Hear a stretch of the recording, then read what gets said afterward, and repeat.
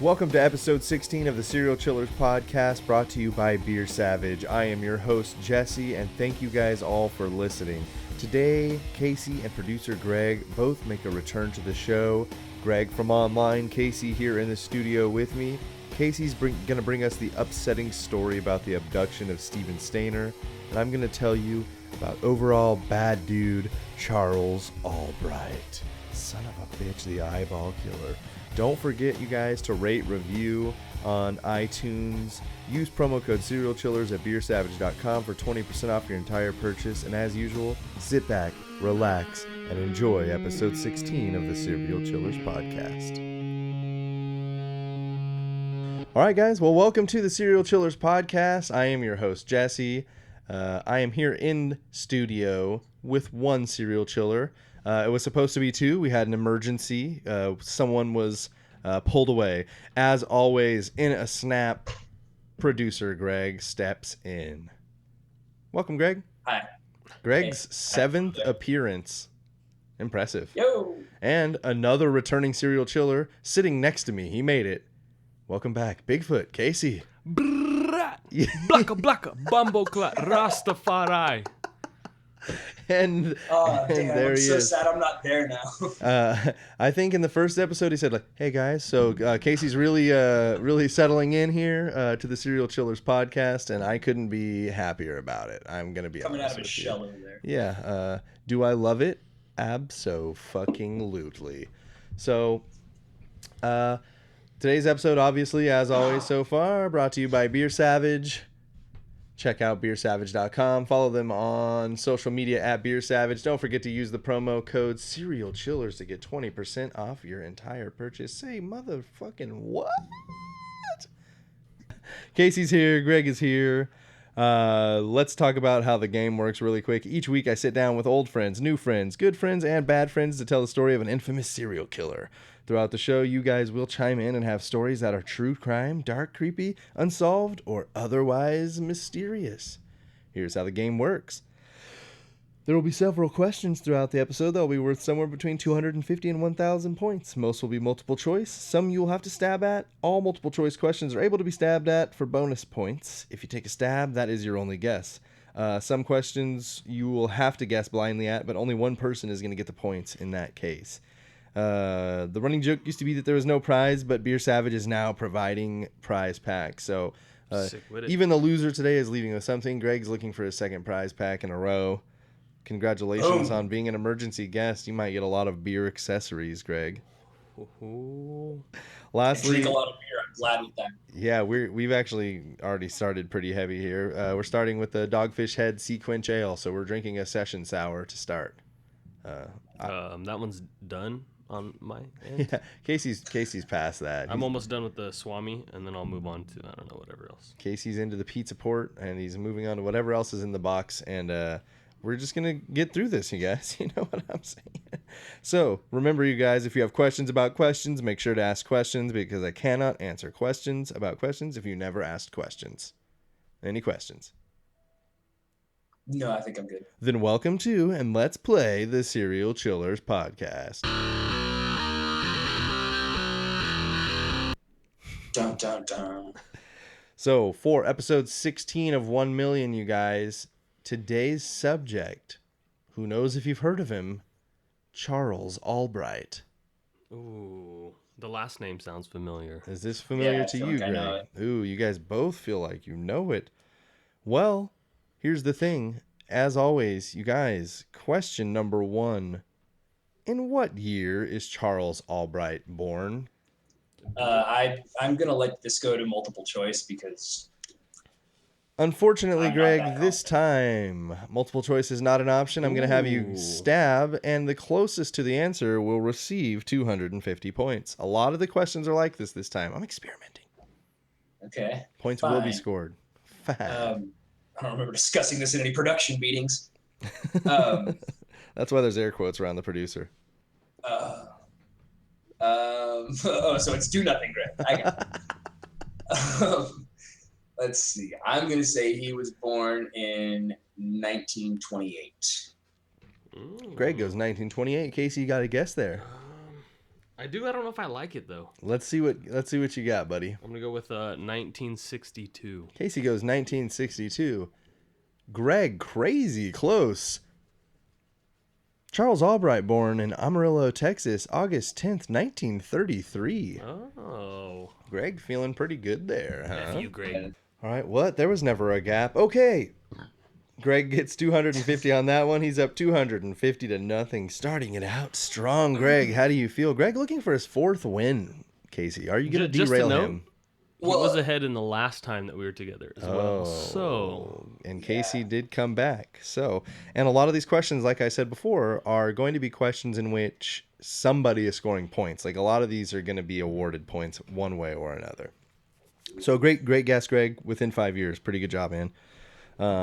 So again, born in Amarillo, Texas, August 10th, 1933. Albright was adopted from an orphanage by Dell and Fred Albright, and it was said that his birth mother was possibly a prostitute. He believed this fact for his entire life, and we'll see later that he holds a grudge. Big time. His adoptive mother, who was a school teacher, was very strict and overprotective. She homeschooled him and she helped accelerate his education. A lot of people saw it different ways, it sounds like, because from some things you read it and it looks at it from the aspect of she really took care of him. She made sure he was learning. She made sure that he became like a really accomplished pianist. He was a really good classical painter.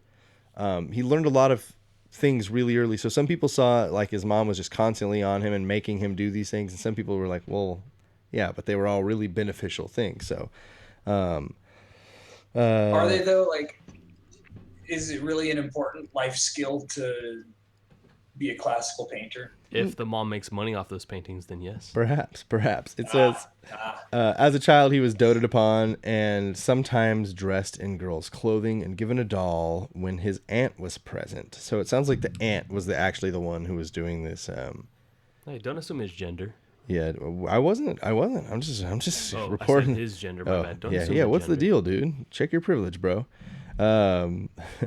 He was a very impulsive child and would always manage to get out of the yard behind where his mother worked. So she used to work as a teacher, and they had like the big schoolyard. So it was a different time, obviously, in the 30s. So she would take him, and he would just kind of like play outside during the day in a fenced-in area, and it's like the playground for the school. And he would always get out. So she would always go out there and look for how he could possibly be getting out. There was nothing he was climbing over. There was nothing he was getting under. And day after day, week after week, while she was inside teaching, he would get out, and he would never go far, but he would always be kind of running around. And one day she finally figured out that she kind of went around the corner and kept an eye on him for a little while longer than she normally did. And he just waited until passerbys came by, and he asked someone to lift him out. Yeah. Brilliant. Just random people be like, yeah, for sure, man. Yeah, well, like, I mean, the 30s, it was just a different time. And he's just like a little kid, like, can you lift me over this fence? And they were like, oh, yeah, I mean, you guess if you need over this fence, shit, I got you, dude. Hey, Mac, you want to bust me out of this joint? So I think that just kind of, that story just goes to show you that this guy might be a master manipulator if at the ripe age of, 3, he's convincing adults to lift him up over a fence out of a playground from a school his mother works at. So I'm not even mad. I'm impressed. It was also said that his mother was possibly very controlling at times. She may have been trying hard and pushed him into something that he wasn't ready for. A lot of things. Like I said, there were two sides to it. So a lot of people said that she was constantly pushing him, and he was very audible in the fact that he did not want to do these things, and it didn't matter to her. She kept pushing. So when he got his first gun as a teenager, he killed small animals with it. But not in the, well, that's the thing. It wasn't in the psychopath way. Like they lived out in rural Texas and they killed animals. They killed, rodents and, big birds. And but not Big Bird. So anyways, that leads me to this. It wasn't a psychopathic way. He wasn't like out mutilating animals. He was kind of doing some hunting and things like that. So he got very into taxidermy. He and his mom would do it together. So he took to it really strongly, and it was like one of the first things that he became very passionate about, and he would spend hours getting these animals perfect. Well, you guys have both seen a very well done taxidermied animal. They have the most like perfect eyes. They look so incredibly realistic. Well, the thing with Charles Albright's mother is she was not about to go spend money on these crazy realistic eyes, so she would give him black buttons from his sewing kit. So he would have these immaculately taxidermied animals that he'd spend 12, 14, 16, 24 hours doing, and his mom would give him these black buttons to sew on as the eyes. That's like, I don't know, man. I'm imagining a Chuck Testa with some black button taxidermized eyes on his animals. That's not far from what we're looking at here. There was one story as well that he would go to a taxidermy store essentially nearby. He would take a bus into town, and he would go and he would just run his hands through the case of the glass eyes. He just loved them, and I think he just always pined for them.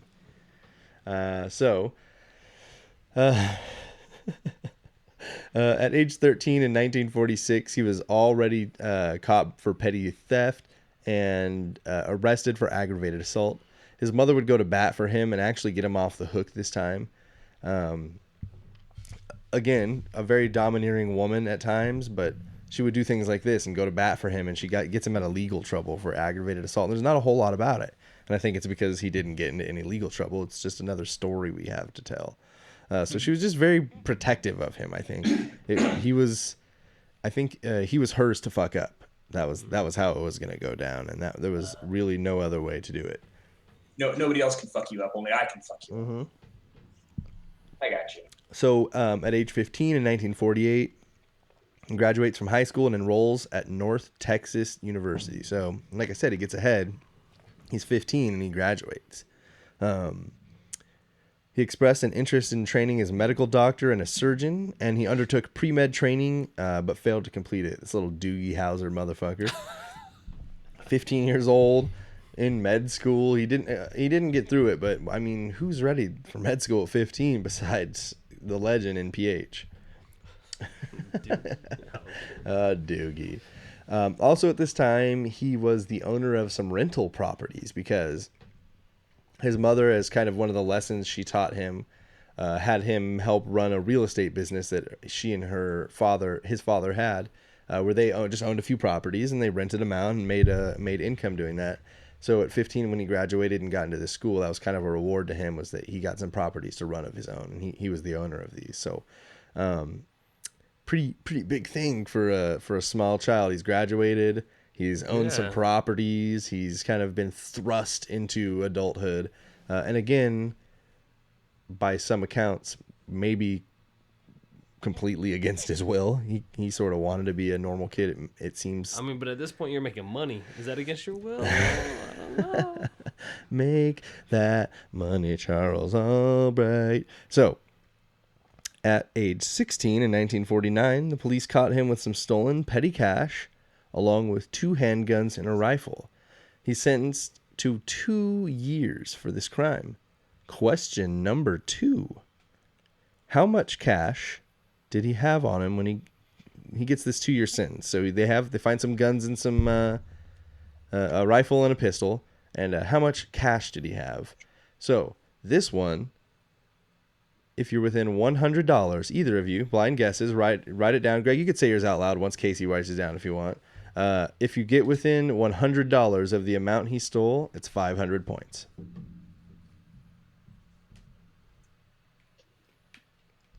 Casey got something written down? Casey says 250. Greg, where were you at? Bitch, that's what I was going to say. 251, Bob.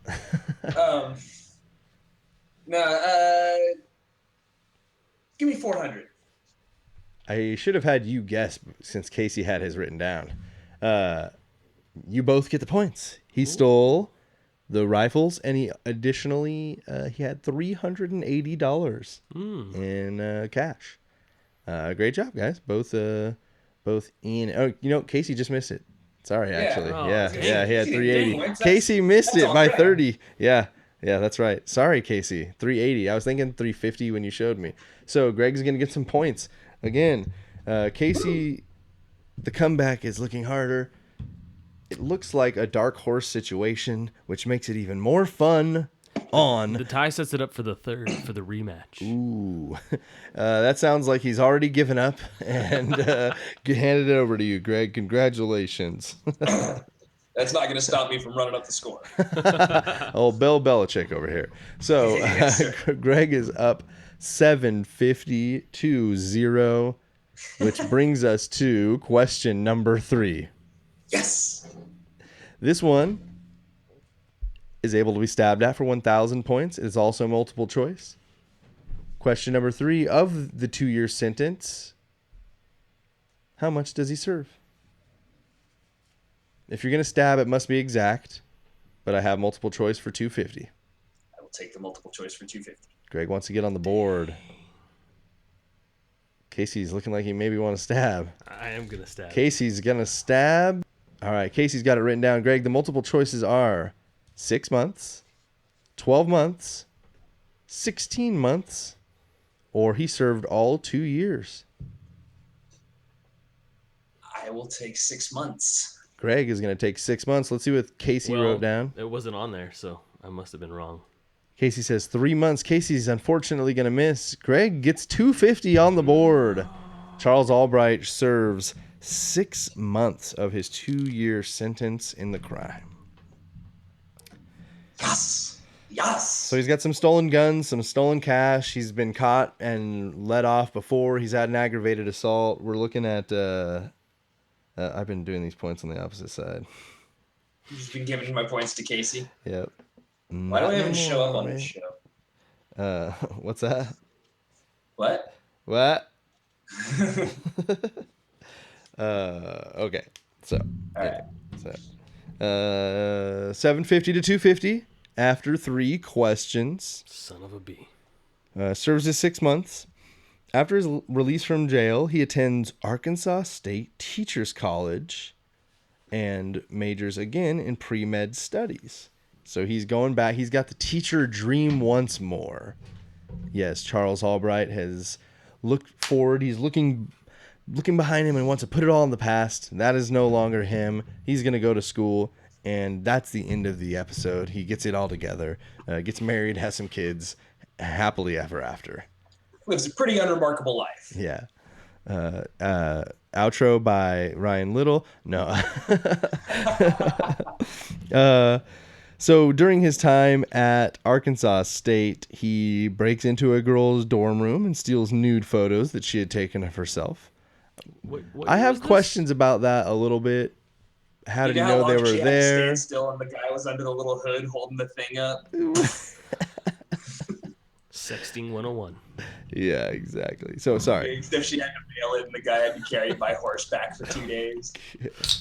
I'm pretty sure we're into the 60s here at this point. So, yeah.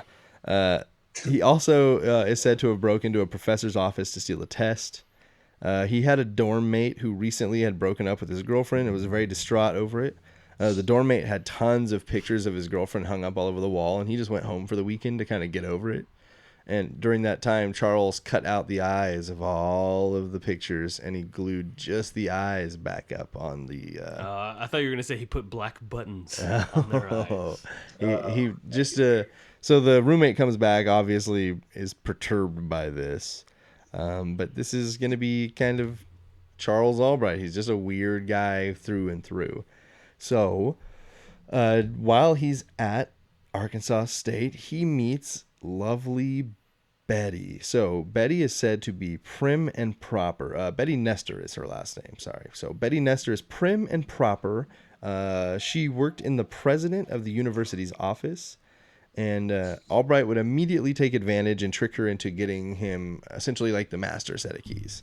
So Albright would use this to start running all of his schemes throughout the school. He was doing counterfeit operations. He was forging checks. He was doing anything that could turn him a quick dollar. He was doing that in any way he could use these keys to increase that outcome. He was doing that as well. So this guy is, again, like I said earlier, master manipulator. Like 100%, everybody he comes across, he has them convinced that he's someone he's not. And yeah, he's good. He's good. Do we ever know the IQ of this man? I could probably get that for you. Yeah. I know you've talked about it before, but I feel like, there is a lot of genius serial killers out there. Yeah. Well, especially someone who's like able to get through school at 15 and like start college at 16. And yeah, so, Betty is a teacher. They get done with school and Betty becomes a teacher. They get married on December 20th, 1954. Take a step back here. At Arkansas State, he gets kicked out after his first semester. So he's done all these things that I told you about, and that's not even what gets him kicked out. Right at the end of the semester, he's about to pack up and move out, and while he's packing up his car, one of the professors notices him putting something that he believes is stolen property into the car. So they call the campus police over. Campus police come, and it turns out that pretty much his car is full of just stolen things that he's used those keys to just put away over the semester. And he's about to just go home and, take it all back and maybe make some money off it. So he's immediately expelled from school. But Betty stays with him. December 27th, again, 1954. At the age of 20, Charles and Betty marry. Betty works at Kimball High School. And during this time, Charles cannot hold down a job. This is, he wasn't getting fired from jobs. They said essentially after like 2 or 3 months, he would get bored and he would just move on to something else. I think, let's see here. Some of the jobs he did were he became and got certified as a professional bullfighter. Damn.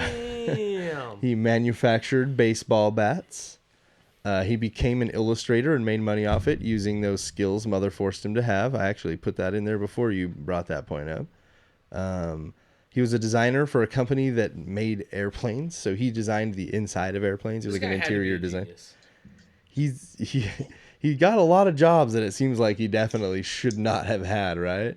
He seems like more of a what was his name from Catch Me If You Can, Leonardo DiCaprio. Frank Abagnale. Abernathy. Yeah. Abagnale. Yeah, absolutely. That's kind of exactly what I was thinking when I was putting this together. So, anyways, he's kicked out of school. He's worked for all these companies after school.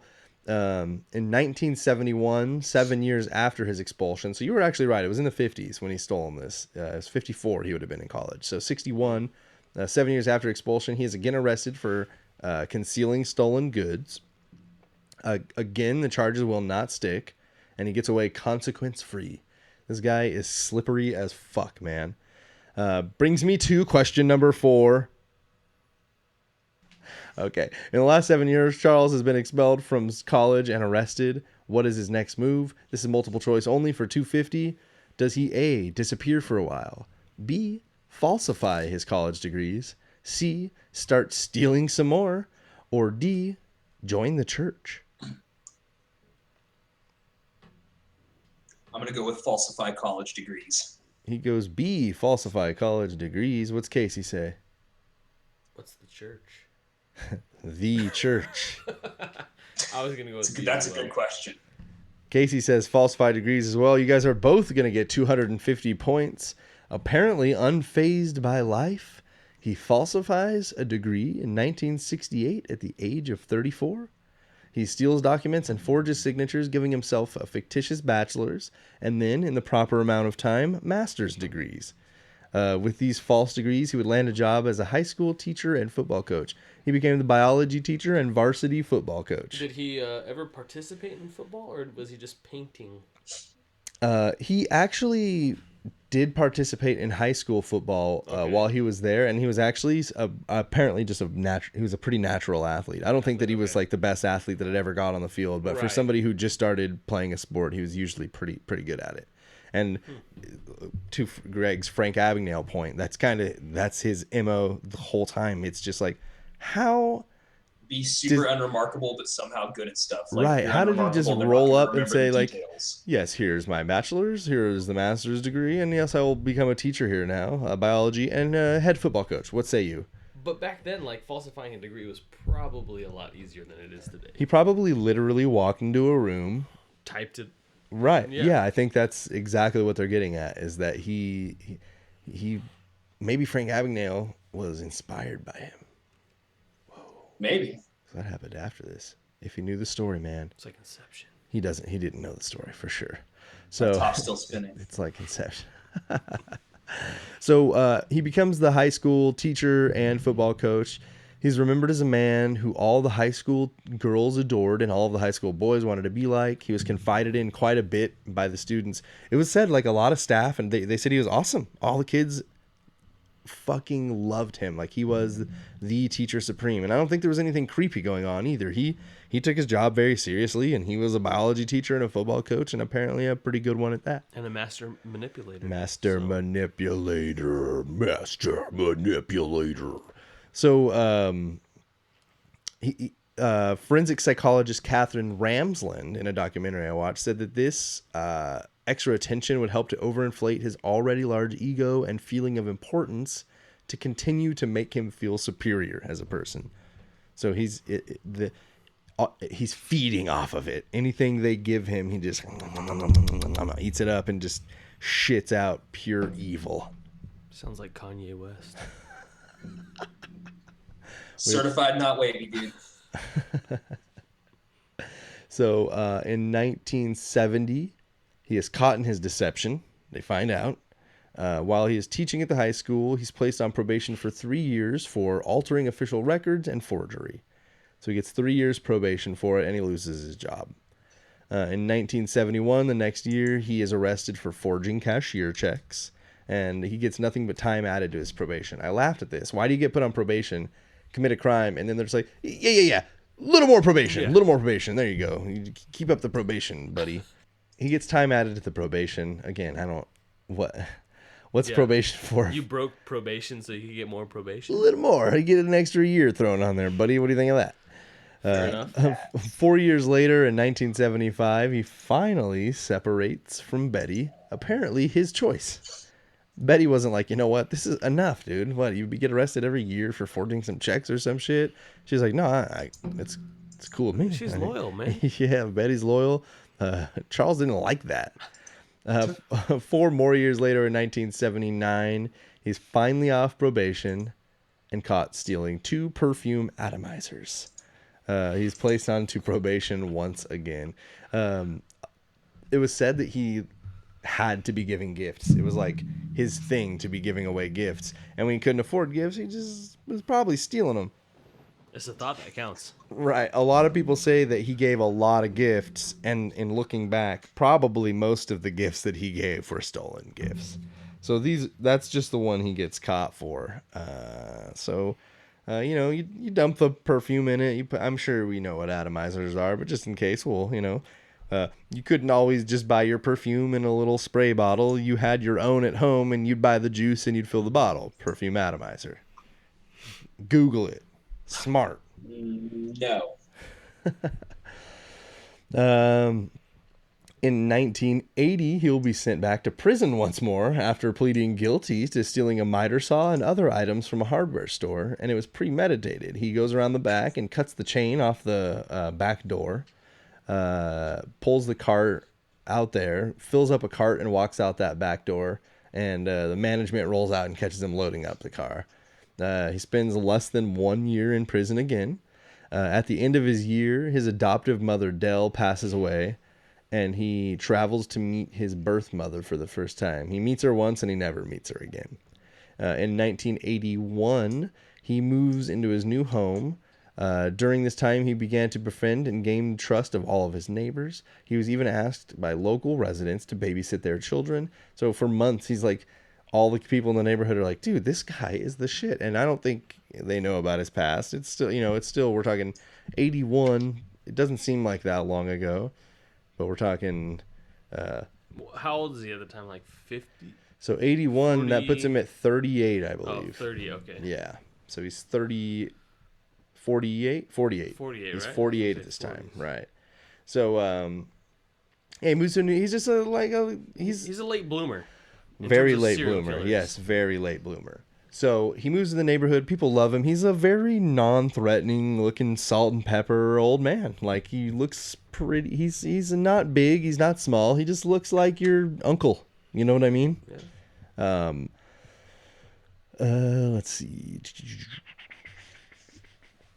So at one point he babysits a 9-year-old that he is accused of sexually molesting, and he is prosecuted for the crime and pleads guilty to, quote, avoid a hassle. What will Charles Albright's sentence be for sexually molesting a 9-year-old in which he pleads guilty? You guys can stab for 1,000, multiple choice for 250. The score is Casey 750, Greg 250. No, that's the opposite. Plus sorry, it's Greg 1,000. Sorry, what did I do here? And Casey 0. Hey, I have 250, bro. We picked the same answer. Yeah, that's right. Oh, that's right. That's okay. right. He My falsified bad. those Still documents. Still Greg 1,000. Yeah, I fixed it. I got this. I swear. I swear I got this. Too much beer. Okay, so what do we got? All right, 250 to 1,000. What is the sentence? You guys want to stab for 1,000? Multiple choice for 250. I want the multiple choice for 250. Greg wants the multiple choice for 250. It's so safe. I gotta take it too then. All right, so we have 3 years in prison, 10 years in prison, probation, or no charges. Now, is this served or just charged? Sentenced to? This is what he's going to be sentenced to. Okay. 3 years, 10 years, probation, or he gets no charges. Casey's got his written down. Greg, what do you say? 3 years. Greg's saying 3 years. Casey. I'm gonna say he got no charges. Casey says no charges. You are both incorrect. You should have gone with the history. Charles Albright gets probation. I thought about that too, and then you threw the no charges in there, and I was like, oh. Curveball, you say. Yes, so Charles Albright, for molesting a 9-year-old, receives probation. Just keep extending it, man. We don't want him in this system. Seems a little light. Again, like I said, he later claims that he's innocent but pled guilty to avoid the hassle. In 1984, he begins to date Mary White, and they date until 1987. White came out long after his convictions and said that she had a feeling that he was a killer, and she had wished that he had come forward. She had come forward early about her feeling. In 1985 in Arkansas, Albright met a woman named Dixie Austin. In early '86, Albright's father would die, and he would move in with Dixie. Charles Albright inherited nearly $100,000, and still Dixie worked at a gift shop to pay for household expenses, and essentially she took care of him. At one point, he delivered newspapers in the early morning, apparently to visit prostitutes without arousing suspicion. So there's going to be this is going to call into question his alibi a little later, because he's out on this paper route by himself at 2 a.m. and he doesn't have any type of immediate supervisor, so it kind of it brings to light some questions later. In 1987, the divorce to Betty Nestor is finally official. This is 12 years after the separation. Wow. Yeah, right. In 1990, he starts a romantic relationship with Glenda Durham until Glenda finds out about Dixie. And then she wanted no part of the menage a trois. Also in 1990, Charles begins to draw pictures of mutilated women. Just drawing them. It's art, man. I'm a classic. Don't censor me. He's a classically trained artist indeed. During all of 1990 and 91, he's got that early shift. So again, a lot of suspicion is coming out of that. Question number 6. What is the nickname given to Charles as the killings begin and continue? You guys can stab for 2,000 points. The multiple choice is still only for 250. And after this question, we're going to take a break, too, and come back with Casey's story. I'm going multiple choice. Casey's going to take the multiple choice. I also will take the multiple choice. Craig will take the multiple choices as well. Is it going to be A, the surgeon, B, the Texas taxidermy terror, C, the Dallas demon, or D, the eyeball killer? Those are all lame. Thank you. They could have done if I was a serial killer, I would hope it would be something metal. You got to do Son of Sam or something and name yourself then. See, like Zodiac. Oh, that's funny. All right. You got an answer? All right. Give me D, eyeball killer. Greg's taking D, eyeball killer. Casey's going to go with the Dallas demon. The correct answer. The media takes hold. And before we head into the break, Greg scores 250 more points. It is Charles Albright, the eyeball killer. Congratulations, I suppose. Woo. Don't act like you didn't research this, Greg. Greg gets 250. That's why I'm on my side on the computer here. I'm on Wikipedia. Wikipedia. So Greg takes a 1250 to 250 lead heading into the break here. We're going to take a little break. We're going to come back with Casey's story and see if Casey can't dig himself out of a hole after that. Come back, or I'll kill you. Whoever you are, mighty drinker, slammer of suds, gunner of grog, behemoth of brew, Beer Savage salutes you. Salute them back at Beer Savage on social media and beersavage.com. Don't forget to use promo code Serial Chillers for 20% off your entire purchase. Beer Savage. Good things stumble upon those who channel their inner Beer Savage.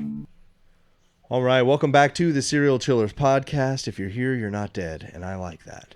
So I don't want to take too much time. I'm going to jump right into Casey's story here. Go for it, man. Let's hear what you got. All right, so I'm going to tell the story of Steven Stayner. Steven Stayner was born April 18th, 1965 in Merced, California. Local for us.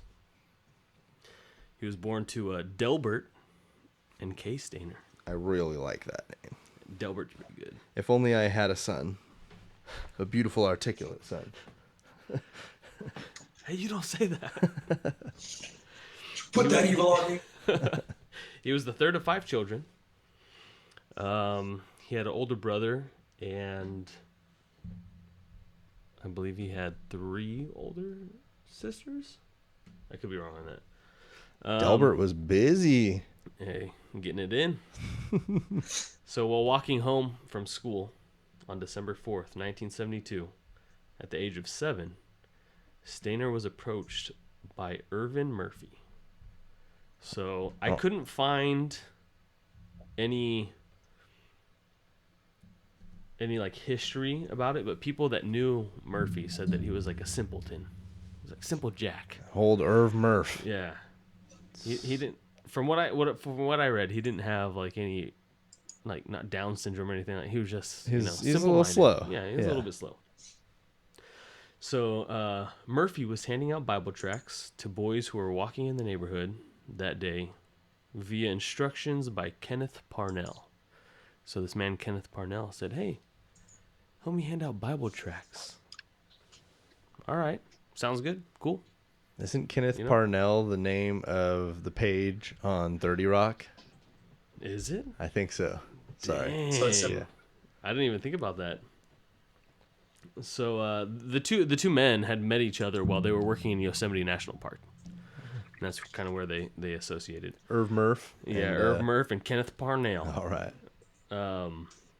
So Irvin approached Stayner and asked if his mother would be interested in donating to his church.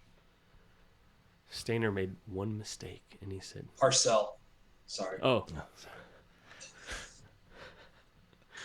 So Stayner made the mistake of saying yes. And learn your lesson. Don't give money to the church. Yeah. At that point, Murphy waved down a car that was parked nearby. Car pulls up, and it was driven by Kenneth Parnell.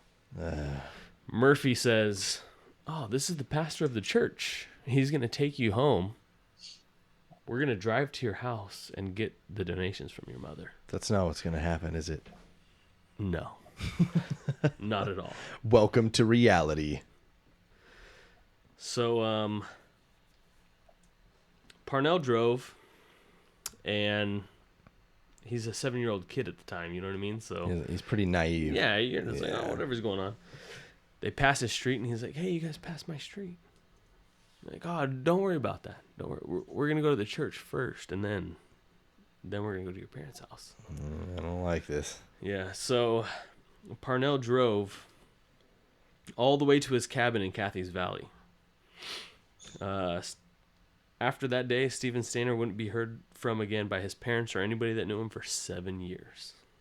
7 years he's missing. His parents are putting up flyers, handing out flyers to, neighboring communities. "Have you seen this kid? Have you seen this kid? Have you seen this kid?" He was on milk cartons for sure. Definitely. So the first night that he was taken, Parnell molested him, and 2 weeks later he began raping him. 7-year-old kid getting raped and molested. He's crying to go home. So he's like, "I just want to go home. Just take me home. Just take me home." Parnell says, "Your parents signed legal guardianship over to me. They don't want you anymore. You can start calling me Dad." Oh. So, time goes on. Parnell gives Stayner a new name. He calls him Dennis Gregory Parnell. Gregory was his true middle name. Kept it true. DGP. He also portrayed himself as the boy's father and moved Stayner around California. While he was moving him around California, he registered him at several schools and used his actual birth date for the registration. Not even like 1 day different. Just Nope. like, they won't know the difference in 1 day. Let's just keep it that way. He's Dennis now anyway. So he's moving around and he's going to schools. Apparently, these schools had received flyers from the parents that this kid was missing, but nobody ever recognized it. Just let it go. Not even just like, hey, I saw this flyer. Why don't just like every new registrant, let's just cross-reference birth dates. Like, it's here. Yeah. We might as well, right? I mean, it looks exactly like that guy, but Rough. that's Dennis. That's not Steven. Hey, he says his name's Dennis. You hear him? Yeah. So basically what Every time he says that, though, he shakes his head. Basically, Parnell brainwashed him, starting off by saying your parents didn't want you anymore. Stockholm Syndrome. Yeah, I'm your parent now. He also gave him a lot of freedom. So from a very young age, they say probably at the age of 9, he started drinking and smoking marijuana and just, getting involved in drugs. What 9-year-old doesn't? Right. He also let him go, like whenever he wanted to. He wasn't like a prisoner. Right. So the brainwashing was he was really psychologically a prisoner. Definitely. Wow. So in 1974, Stayner was 9 at this point. A woman named Barbara Mathias moved in with Parnell and Stayner. He's 9 at the time. She indulged in sexual acts with both of them. Parnell and the 9-year-old DGP. So, yeah, so it always blows my mind. Like, there's not only one sick person in this world, but that sick person is able to find another sick person. And they're like best buds. Hey, I got this 9-year-old. Do you want to come fuck it? Yeah, I'm down. Yeah. God. I'll take it. That's like what? God damn. How much different could the conversation really have been, though? Yeah, I don't know. Right? So eventually, later on, when Barbara is interviewed, she claims that she didn't know that he was kidnapped. She didn't say, I didn't have sex with him. I just didn't know he was kidnapped. I would have never fucked a 9-year-old that was kidnapped. Yeah. Just one that's tied up and owned. That's just ridiculous. Barbara's a bitch. So in 1975, Barbara was instructed by Parnell to lure another boy into a car. This boy was in a group with Stayner, the Santa Rosa Boys Club. They were in a group together. This did not pan out. The boy did not take the bait. Smart. So smart. Got away. So originally, I thought Irv Griff was going to be the dude, Irv Murph. Yeah. And then it's Kenneth Parnell, really, who's the mastermind behind it all, because he dumped Irv Murph and now he's got Barbara. Yeah. Well, actually, Irv lived with them for a little while, and Stayner, after he escaped, spoiler alert, he actually said he was always thankful for Uncle Murph's kindness towards him. So that still Murph sounds like a little bit of Stockholm Syndrome. That's real too. So on multiple occasions, Parnell tried to use Stayner to lure friends into his car and try to kidnap people. So he was using the kid as someone to both have sex with and as bait to lure other children in to have sex with. Correct. Okay. Correct. Perfect. None of these attempts ever panned out. Perfect. Thank God. So after a while, Parnell decided, you know what? Stayner's not a good accomplice. He's not very good at kidnapping. He's good at being kidnapped. Only the kidnappee. Yes. So he, on February 14th of 1980, Parnell enlisted the help of Stayner's teenage friend, Randall Sean Porman. And they forcefully kidnapped 5-year-old Timothy White. So Timothy White was flagged down by Randall Sean Porman, who said he had a flat tire. Can you hold the valve to the tire while I, try to air it back up? 5-year-old Timothy White, who was apparently walking home by himself for whatever reason. Where does a 5-year-old go to help somebody with a broken down vehicle? Well, Timothy did not fall for it, and he took off running. Good, Timothy. So Timothy's testimony, he says that he started running, and a few steps into his run, Porman grabbed him by the backpack and pulled him back into the car. Fuck. So Porman pulls him into the car and drugs him with juice and sleeping pills. Yes. I love that cocktail, though. It's a party now. Yeah. So, I was going to say, I've had like 3 of those. So Stayner is 14 at this time and going through puberty. The reason Parnell wants a new person is because they're younger. I don't want this man with hair on his balls. I want that smooth Dave Chappelle ball sack. Oh, you mean these balls? So Parnell brings Timothy home, and Stayner sees Timothy, and he realizes what's going to happen to him is the same thing that happened to himself. And he decides, I'm going to escape. I'm going to take this boy. I'm going to get him out of here. He said that he saw the distress of the child, and he related with the distress, and so it snapped him out of it.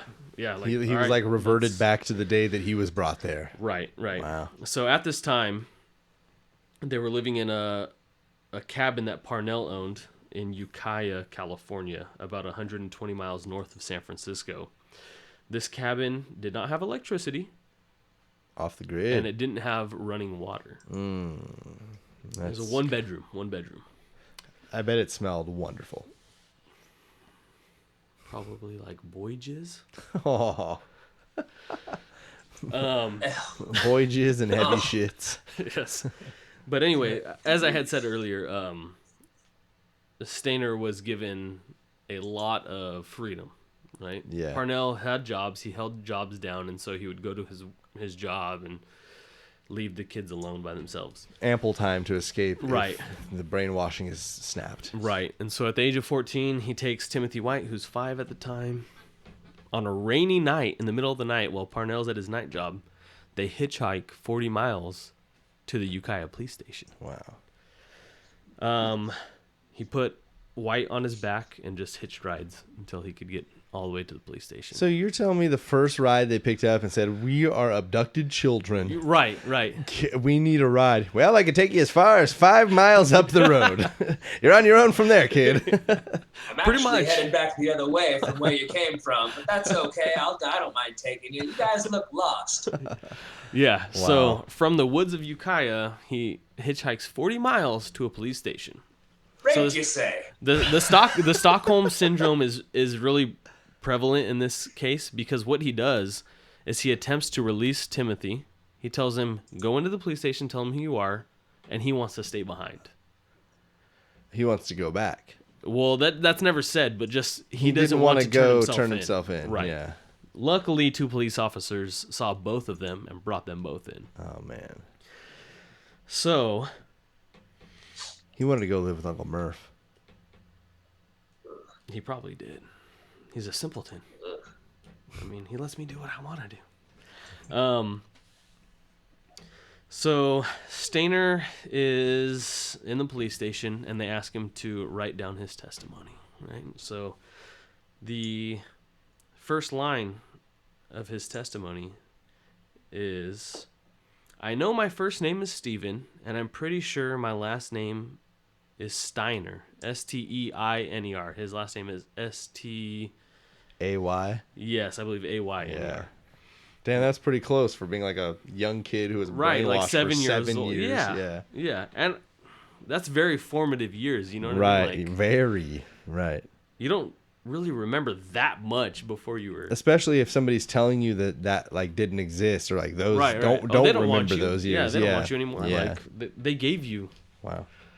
They gave you over. So he says, I know my first name is Steven, and I'm pretty sure my last name is Stayner. If I have a middle name, I don't know it. That entire time, he was using his real middle name as Dennis Gregory Parnell. Oh, what a trickster. So Stayner went on and was described as his family said that he was a survivor. He never showed, emotion towards it, anything like that. But his wife later would say like he was tormented by it, and he never had an out for it. How could you not be? And like, how could somebody understand that? Yeah, right. Even if you go into a doctor's office, a professional who's done it for 30 years. Somebody said, I forgot who it was, whether it was I think it was a family member, but they said, I think it was his sister. They said that when he left, he was Steven, but when he came home, he was still Dennis. So, Ugh. yeah. I have a question. Yeah. I'll wait till the end, but I do have a question. Okay. So in the same written testimony, he also said, I already said that part. If I have a middle name, I don't know it. I'm 14 years old. I don't know my true birth date, but I use the 18th of April, 1965, which was his true birth date. Dang. So Stayner went on and he got married. He had 2 children, and he went on to work with other child abduction groups, and he spoke to people and children about stranger danger. Dang. Good guy. He also granted interviews about his kidnapping, so he was open about it. Yeah. He also consulted a miniseries TV show called I Know My First Name is Steven.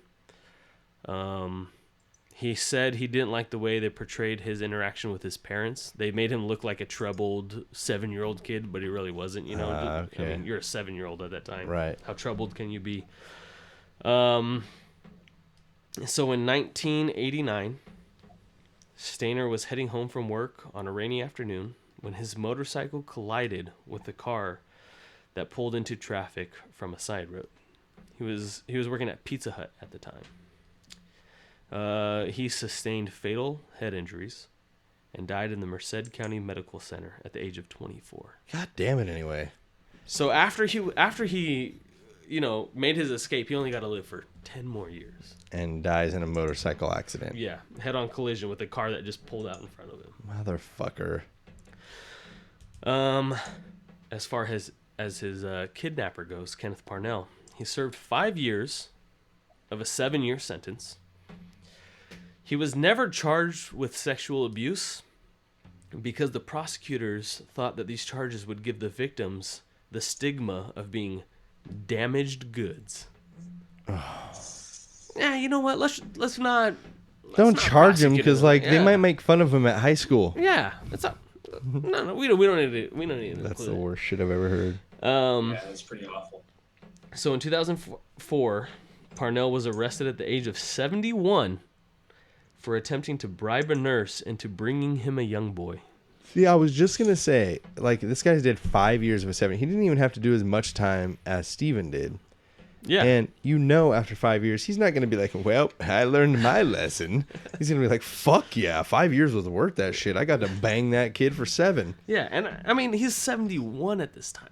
Like, can you even get it up at 71? Apparently. Like, Let me slap it limp across you. I like it that way.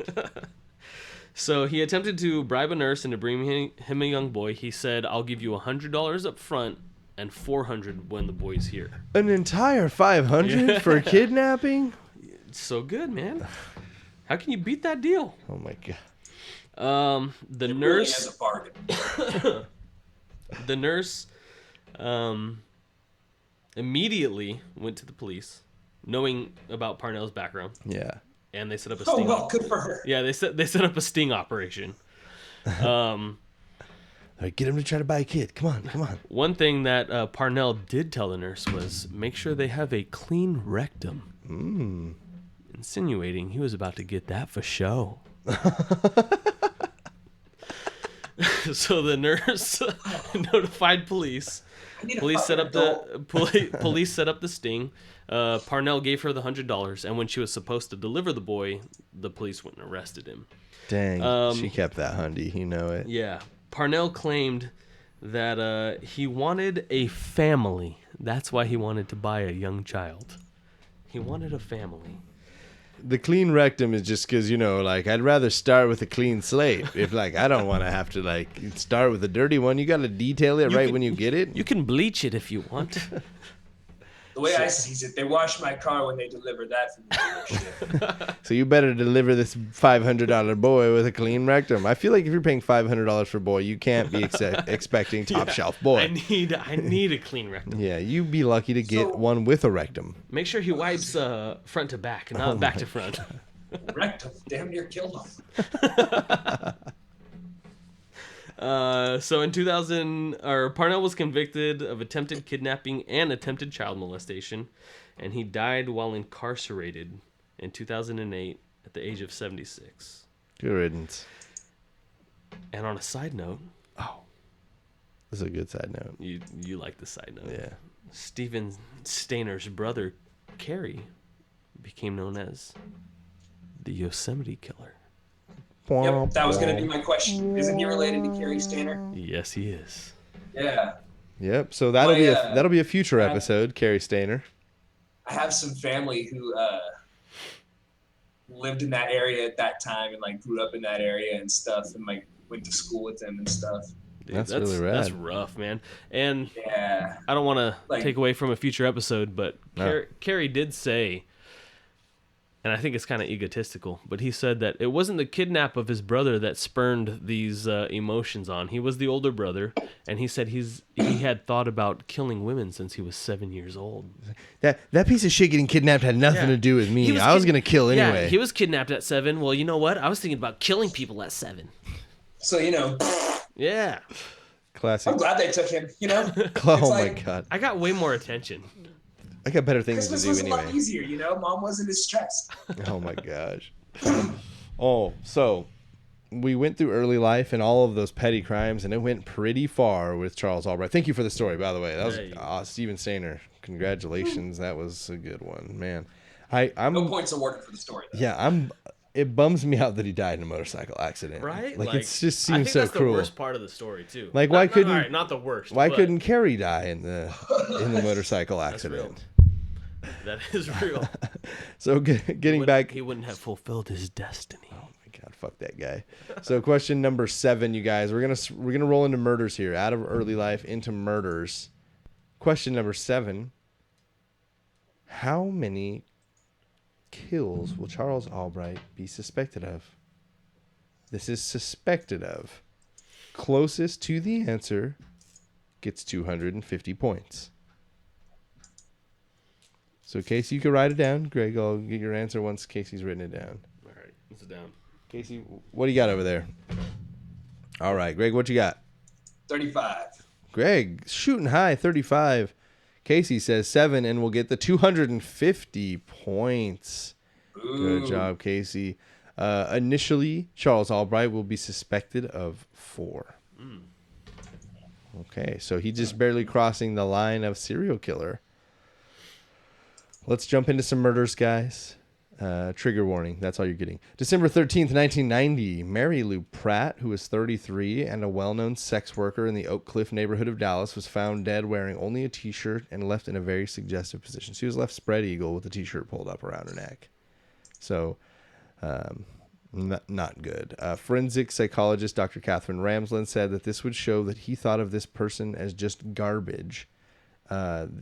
Leaving the body to be discovered, it was just left out in a road on the curb, half hanging out into the road, spread eagle t-shirt. Like, no, like he tried really hard to make sure that it was discovered as fast as possible.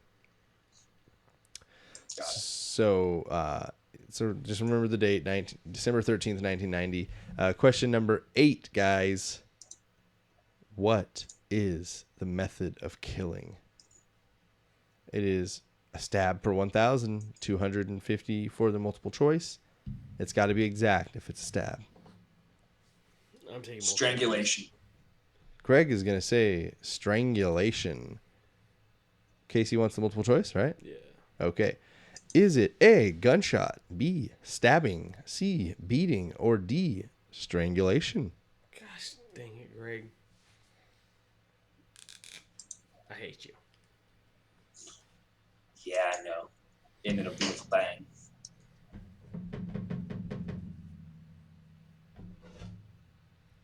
Casey says it's a stabbing. Greg says strangulation. Mary Lou Pratt had been shot in the back of the head with a .44 caliber pistol.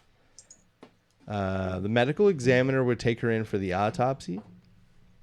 And they're going over the autopsy, and they do, I guess, like a step-by-step thing. They do an external check. They, check for any marks they might notice on the outside, hair color. They look at her nails. And then they check the eyes for eye color. Well, at this time, Charles Albright, the eyeball killer, this is why he gets his name. The first autopsy shows that the eyes have been removed with surgical precision. We're talking. They didn't notice that when they found the body. That's kind of the big deal about it. Is they're saying that he goes in and cuts through 6 different muscles in each eye, precise muscles that you would have to get to be able to pull an eye out. Gets the eyes closed, and there's no external sign of it at all. That's nuts. Even when they get there, so they don't notice it until mid-autopsy. Like a surgeon. Hey! Sliced for the very first time. So, again, he has to cut these 6 muscles precisely. It was very bizarre to the medical examiner. An eyewitness would come forward and say that she was there to witness the murder. It was she and Mary Lou Pratt were both sex workers hired that night to have a threesome with the man, who ends up being Charles Albright. The woman described an altercation between Pratt and Albright that led to him shooting her in the head. Essentially, they're fighting. He shoves her. She shoves him back. She turns to walk away. He shoots her in the back of the head. Okay, fine. $11 for a half and half. So, the woman flees on foot to the nearest house she can find. She bangs on the door and a man lets her in. I left their names out of it because it didn't seem necessary. So she bangs on the door. He lets her in, and she tells him the story. He buys it. It seems far fetched, but she's hysterical enough to where he's like, "Yeah, all right, I'll take care of you. I'll make sure you're good." And he kind of keeps her in the house for a while. And when she realizes it's safe, he gives her a ride back out to where she belongs. And she was not initially believed. Like, she takes this report to the police, and she's kind of known as the compulsive lying sex worker, drug addict that the boy who cried wolf. Exactly. She's done it a million times, and they don't believe her at all. They followed up on the man whose house she ran to just to corroborate it, and for sure she came there and he corroborates the story. So they take the man's info and they run it, and the address that he's living at is registered to an owner, Charles Albright. So the man living inside is just a renter of the home. The owner is Charles Albright. This is just a complete and random coincidence. That's awesome, though. Yeah. So she runs to this house. I mean, maybe it's not a coincidence in the way that Albright chose an area that he knew near a property of his, but she ran to the house that he owned, knocked on the door. The next door. Right. Exactly. So about 2 months later, on February 10th, 1991, Susan Peterson, another sex worker, was found dead and nearly nude. She had been shot 3 times in the top of her head, once in her left breast, and once in the back of the head. She had been dumped in South Dallas, just outside the city limits, and the medical examiner, they took a little bit of time, I guess, for whatever reason. They didn't immediately do an autopsy, which I guess isn't really standard anyway. But when they heard about how the body was found, the Dallas police officers that heard about it called into the medical examiner and said, "I need you to go and check the eyes. Tell me if the corpse has eyes." And they were like, "For sure, like we would have noticed if it didn't have eyes." Right. And they go and check, and sure as shit, no eyes in the corpse at all. So Charles Albright, the eyeball killer, has struck again. Does he pickle the eyes? Ooh, this I do not know. No, he puts them in a bucket and runs his hands through them. So gross. 1 month later, on March 10th, 1991, Shirley Williams, a part-time sex worker, was found dead lying near a school. Sorry. This time it was very clear that the body had been moved there. Shirley Williams was the first African-American victim. Officer Johnson, from the documentary that I watched, she was actually in all of them, which is kind of funny. I watched her in like a documentary from 92, one from like 97, and one from like 2011, and she was in all. I got to watch her progress. It was kind of funny. But anyway, she said that it was since it was the first African-American woman sex worker that had the attack, most of the white women had stopped going out, and like all the sex workers out were the African-American women, because they thought, this killer's just going after white women. What do we have to worry about?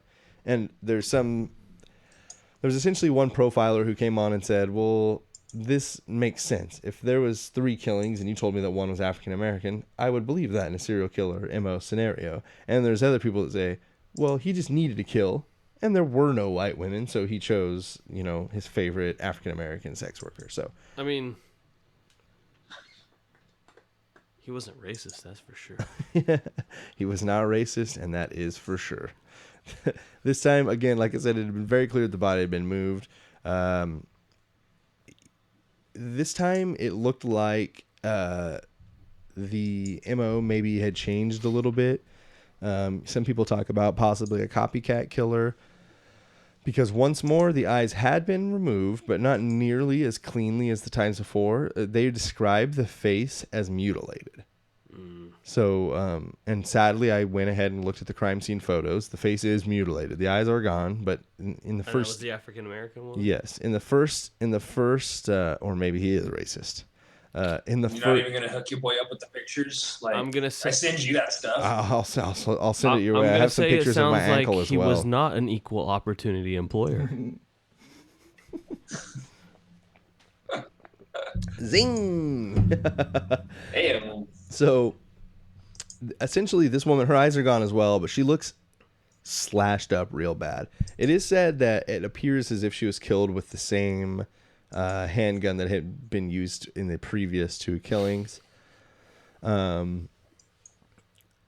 lot of people were upset by this because it was the third one. It's only been, we're talking December 13th to March 10th. We're 4-month period here.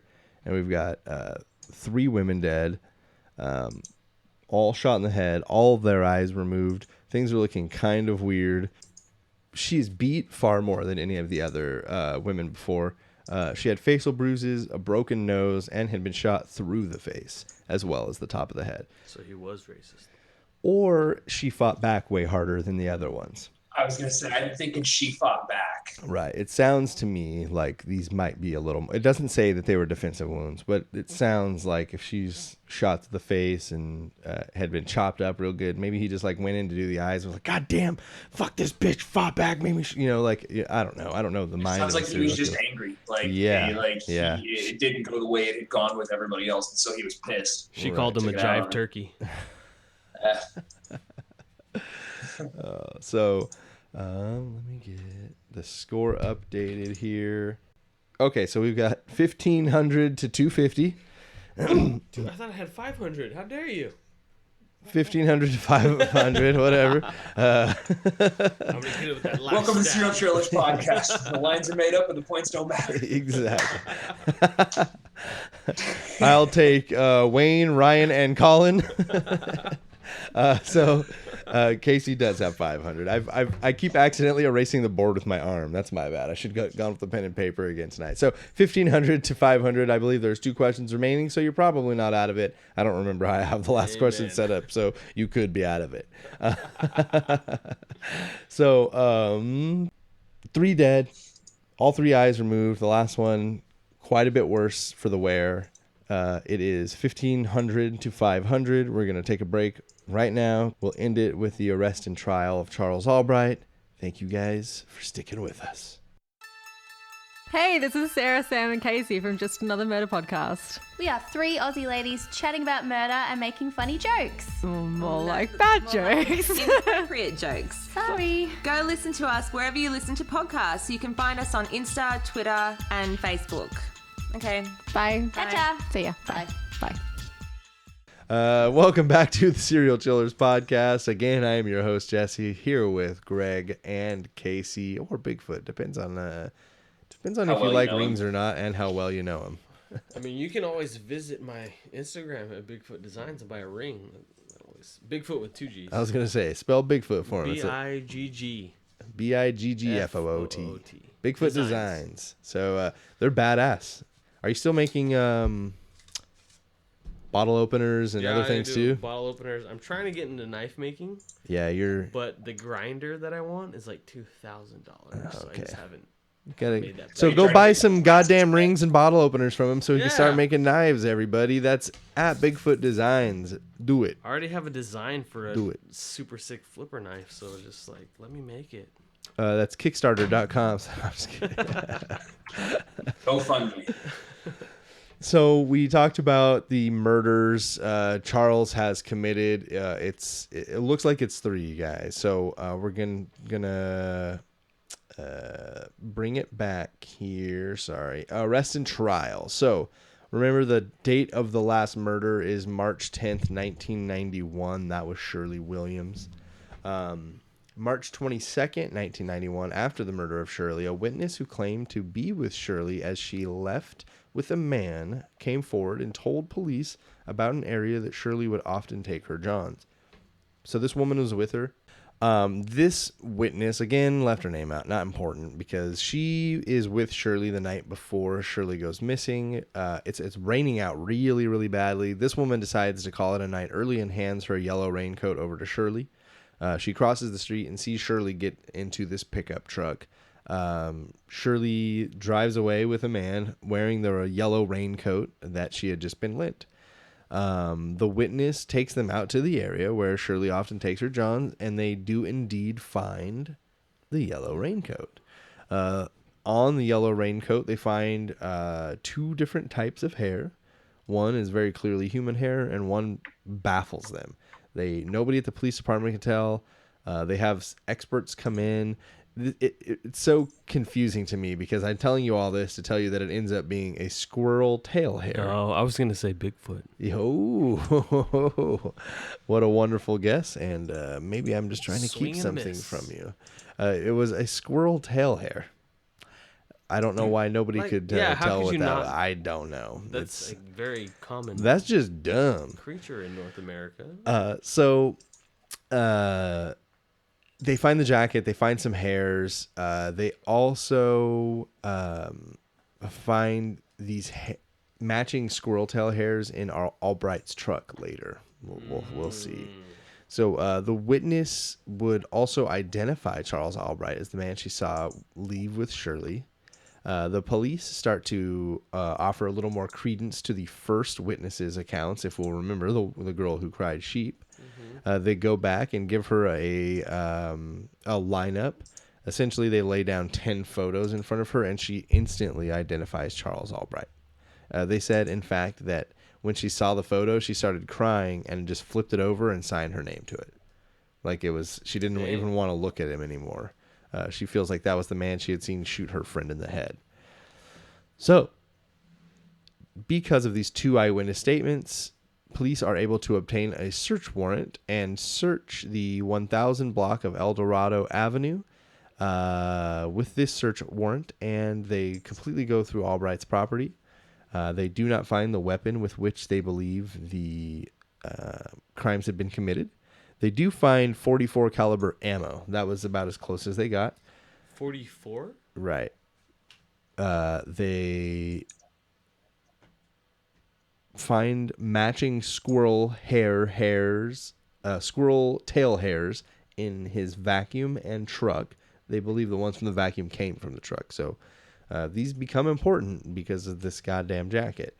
Can I just say, like, if I was a serial killer, I'd use like a 9mm, not a 44 caliber. Right. Who uses a 44? Yeah. Like, who in this block owns a 44? One person. All right. Yeah, that's right. Exactly. You wouldn't use like just the most rare possible handgun ammunition you can possibly find. 357 Magnum. Yeah. He just shoots with Hitler's Luger. So he signs every bullet. Oh my gosh. Let's see here. So, sorry.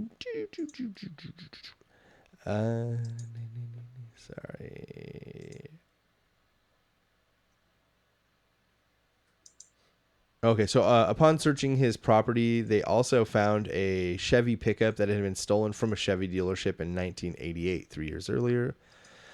Charles is taken in for questioning, and he is questioned for 7 hours. He was not charged then, as the evidence from his home did not link him to the case. However, it pushed the investigations further.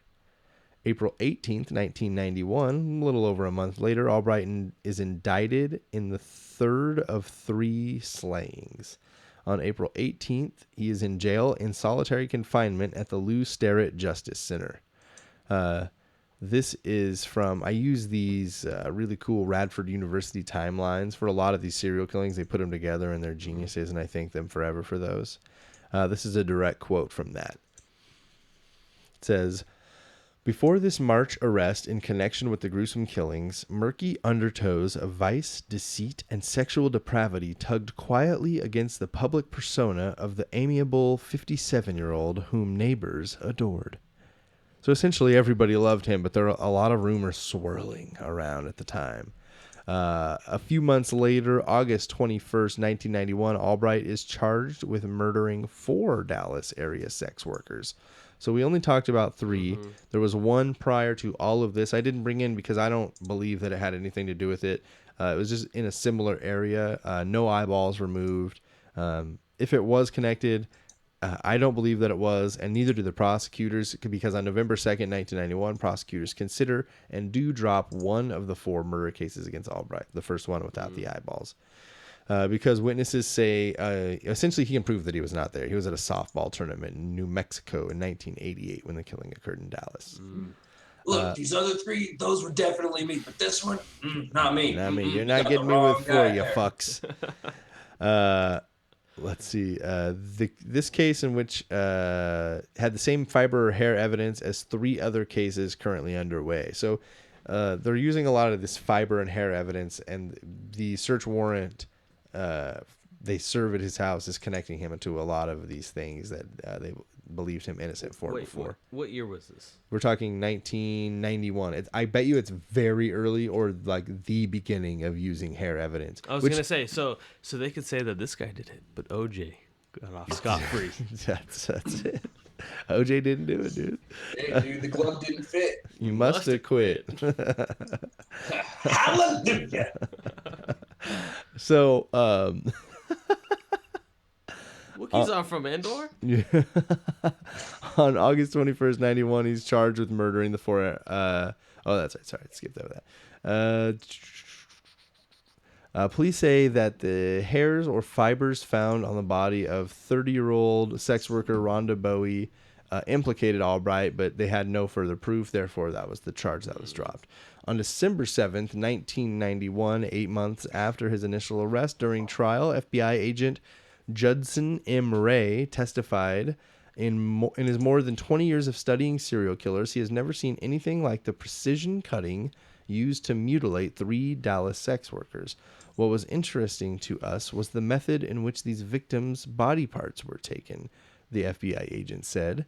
Quote, in my professional opinion, it's doubtful that you would have more than one person that deranged living in this city. So kind of talking a little bit about like what you said. Did he take a note from Jack the Ripper? Or He's very...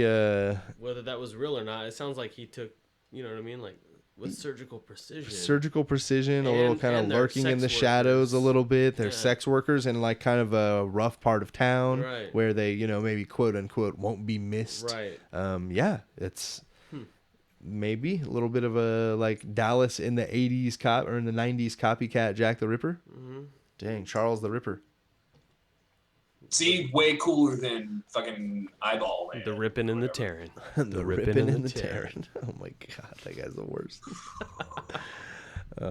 He took it so cool. Like he just says that every time someone asks him to. In the Speedo. Okay, so a few days later, December 11th, 1991, Albright's neighbor testifies in court about what a good guy he was, who often gave gifts to the neighborhood children and adults and provided free electrical work throughout the neighborhood. Albright was the man, dude. People loved him. The next day, on December 12th, 1991, defensive forensic scientist... on December 12th, 1991, defensive... God damn it. On December 11th, December 12th, 1991, defense forensic expert Samuel J. Palahniuk, who is also a small particles expert, testified that hair samples representing much of the evidence against Albright may not even belong to him. Charles Albright's girlfriend Dixie also testified, saying that Albright was not capable of committing such violent crimes, and also insists he was with her for at least one of the murders. So there's another one off, Greg. I wasn't there and I wasn't there. The other 2, I got nothing, but these 2, for sure. That wasn't me. It wasn't me. Like I was doing other stuff. It's like Shaggy said. Let's say he took the Shaggy method out. December 17th, 1991, the case's decision goes to jury. Question number 9. How many of the 3 murders will Charles Albright be charged with? 500 points if you get it. Casey's writing his answer. Greg, you are leading 1,500 to 500.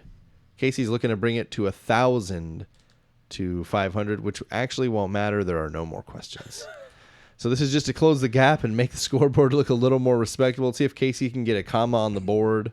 I'm going to say 2. You got 2. 2 of the 3, Greg is going to say. Casey, what say you to try to get the comma in the score today? Well, I'm also going to do a callback to the last episode. Casey says 2 and hashtag fuck you, Greg. Yes. On December 20th, 1991, the jury, after 3 minutes of deliberation, convicts Albright on one murder charge, the Shirley Williams, due to the strongest evidence. They found the hair and the yellow raincoat, and he is sentenced to life in prison. So I'm going to plug this in to play a clip, but while I do that, I want to tell you guys a little bit.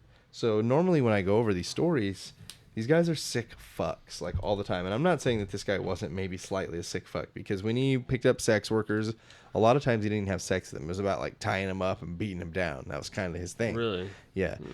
So it kind of seems to me, because those squirrel tail hairs we talked about earlier, the ones from the yellow raincoat and the ones from his house, they don't even match. The hairs they found on the raincoat were the same color as his and had same composition, but a lot of people said additionally those did not match either. So to me, it seems perhaps that he ended up in prison under some type of circumstantial evidence against him, and he just they built the story really well against him. That's my opinion on it, and I don't normally come with an opinion of, listen, this guy may not have done this, but Charles Albright, as creepy as he is, may not have done this. Now, if he would have just taken the eyes out of somebody and let him live, that would have been metal. He probably could. Can you identify him? What's he look like? Real funny. Real fucking funny. If you'll recall the Armin Maiwes story, he probably could have found somebody who wanted their eyes taken out to take out. You're right. There's alternatives. Are to the his course other of cases action. considered cold cases right now? It's kind of one of those things where he was indicted on the 3. Right. So it's kind of one of those things where they're not. It goes without saying. Yeah, he did it. They say there was no official charge for it though. Right. No. So I want to play you guys a little clip. It's of Charles Albright in prison. It's going to show you just how creepy he is. It doesn't make him sound innocent by any stretch of the imagination. See if these levels are okay here. But if so, it's like a 35-second clip for you guys. So here's a little Charles Albright just talking about eyeballs for you. Charles Albright admits he's fascinated with eyes, but says that doesn't make him a killer. I got 3 books that gave reference to taking out eyes. One of them, Stephen King. This gypsy had a little tiny spoon for removing eyeballs in a book called Thinner. Then there was another reference in a book called Mine about if this woman catches me and this woman had her baby, says I'll pull her eyes out and stuff them down her throat. So that's a little Charles Albright. I listened to the interview. They didn't ask, like, what books do you have that have references to eyeballs in them, Charles? You just offered that. That was just a little piece he had for them. So it's like, guess what? I love eyes too. Did you imagine his voice? Did you imagine his voice? It's so good. He sounds like a young Herbert the Pervert. Yeah. Like, You got real nice eyes. in 10 years, I'm just going to sound like this, muscly arms. I think the creepiest part about him, though, being from California, is that southern accent. Yeah. I just like ass. I just talk like this. It is definitely one of the scarier things to me. Windows to the soul. So he gets charged with the one murder. I gave you guys my opinion on it. Even this Radford University, and I've never seen them put their opinion on it, but the last thing they had was the date that they wrote. They had a date entry. So the date that it was written, they had the last entry was this right here. So this is from the Radford University timeline.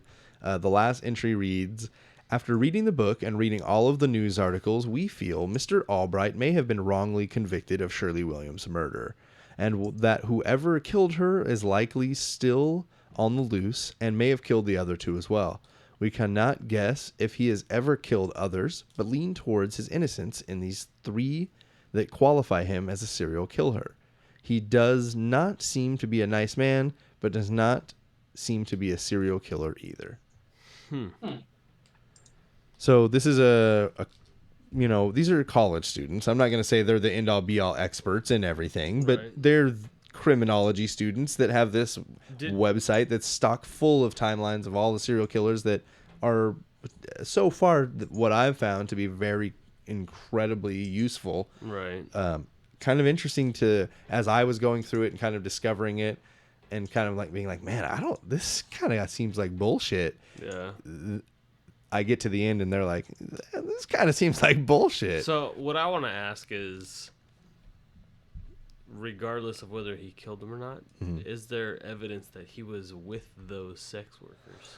There's evidence, and it's all eyewitness, which I don't know how much you know about eyewitness testimony, but it's almost as bullshit as hair evidence. Right. Yeah, it's eyewitness testimony is some of the most unreliable testimony. I am not here to defend Charles Albright, but I imagine maybe a little. I imagine that a lot of those Johns drove a kind of beat up pickup truck and had salt and pepper hair and rather sketchy. Right. Or Charles Albright killed the fuck out of 3 or 4 women.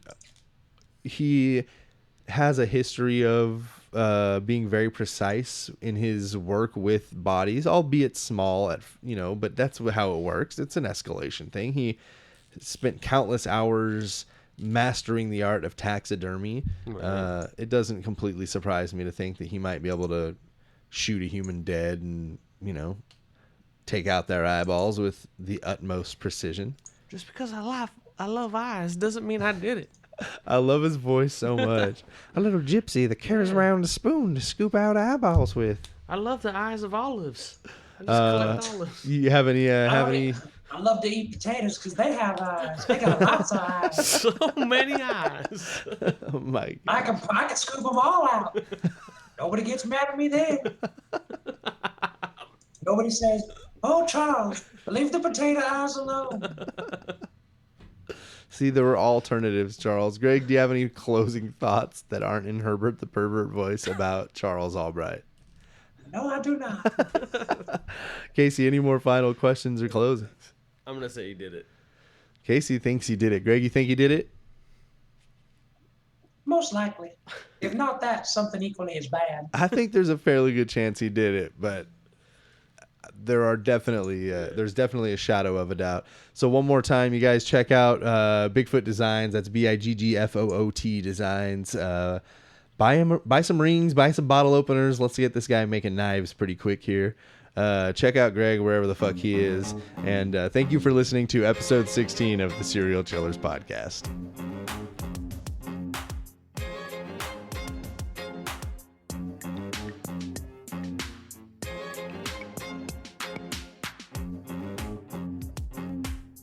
All right, guys, that was episode 16 of the Serial Chillers podcast. Thanks for hanging in there with us.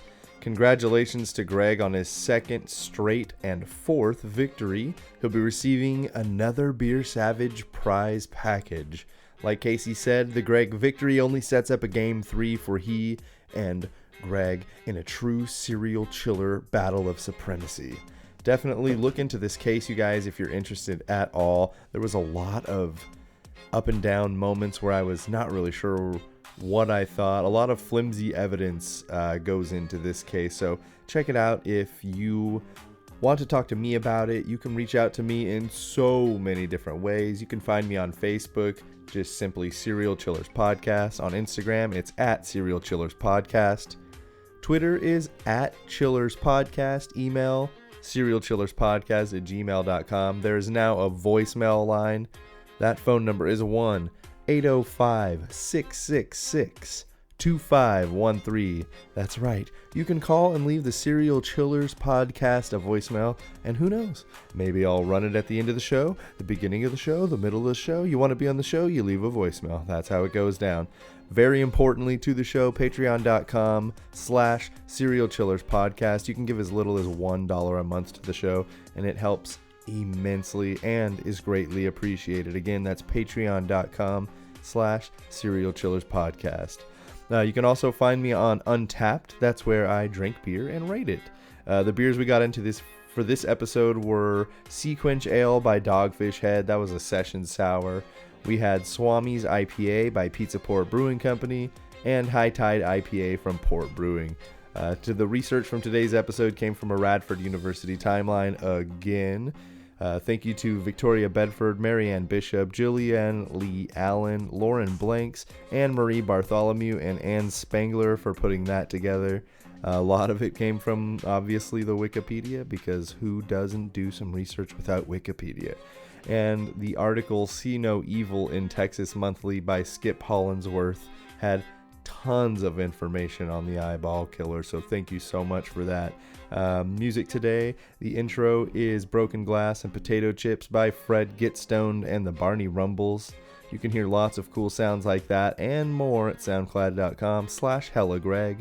The outro is Portal by Evan Schaefer. Sorry this ran so long, but if you're still listening, thank you so much for the support, and as always, don't talk to strangers.